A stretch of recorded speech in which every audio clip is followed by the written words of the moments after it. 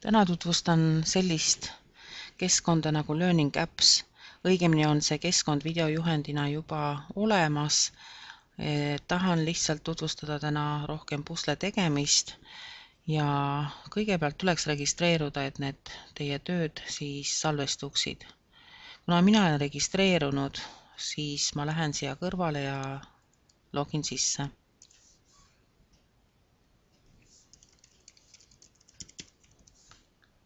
Nii. Nagu te ülevalt nägite, on see keskkond mitmekeelne, nii et te võite kasutada endale meelepärast keelt.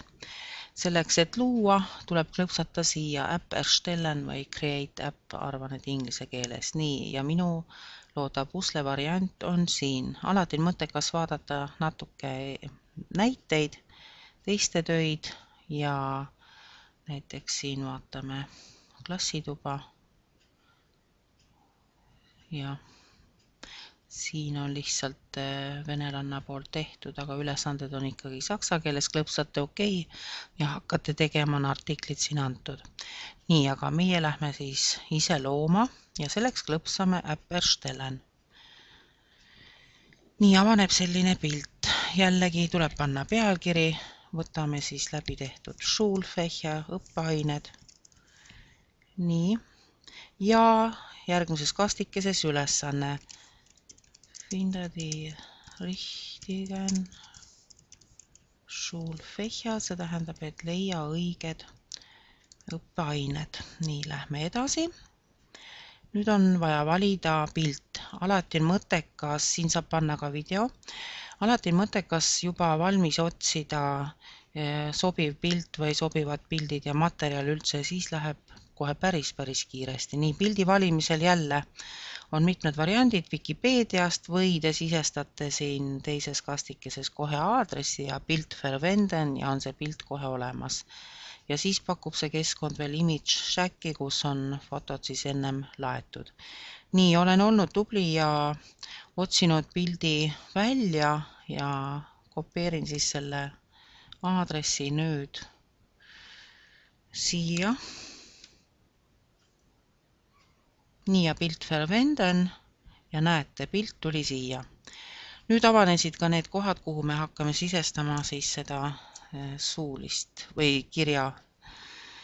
Nii, võtame siis õppeained eesti keel.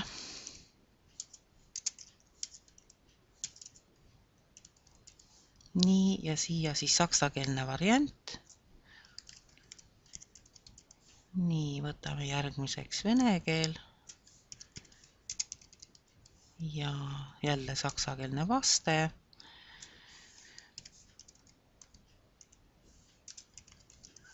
Nii, võtame veel siis saksa keele. Deutsch. Ja prantsuse keel.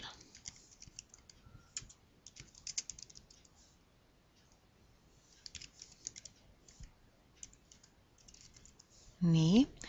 Ja kui oleme sisestanud, siis on siin vaja valida, mitu tükki te tahate, kas 4x3 või 5x3, võtame 6x4. Ja viimases kastikeses on siis tagasiside laused, oi, tegid hästi või siin on saksa keeles antud, piirdun sellega, et prima, sa panid kõik õigesti ja siis te klõpsate valmis teha ja näidata eelvaadet. Ja ilmubki teie töö koos ülesandega, panete OK ja nagu näete, eesti keel on seal värviline, otsime siit vastavad õiged sõnad ja see taustapilt tuleb siis ette, Deutsch. Nii, et selline variant lihtsalt õppimiseks.